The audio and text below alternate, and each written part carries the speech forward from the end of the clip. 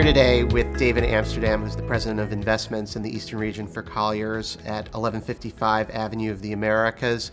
David, thank you so much for having us today. Max, thanks for being here.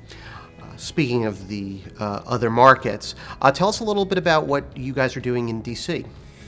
D.C. is an interesting market right now. Kind of going against what we talked about in New York, the investment sales market in D.C. is actually held pretty strong year over year.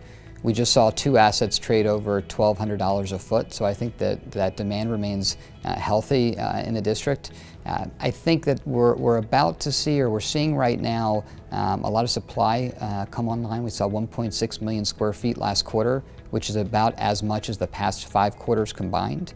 And really the driver for that is you're seeing so much focus and attention from tenants on Class A product that you're having developers and landlords pull down any obsolete buildings or buildings that are having trouble leasing and converting them to these Class A trophy assets.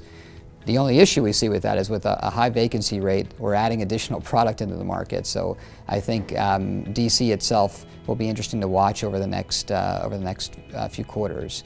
Northern Virginia, I think, is doing well, recovering well. Areas like Tyson's Corner, large blocks of space are no longer available.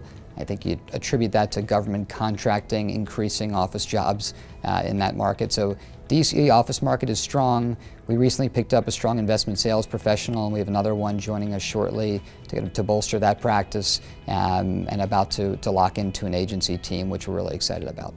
Speaking of government and real estate, you yourself did have a role in a mayoral campaign of Paul Massey. How did real estate inform that? Can real estate inform politics? So I think, it's interesting. We certainly covered all 5 boroughs pretty much every inch over the course of Paul's campaign.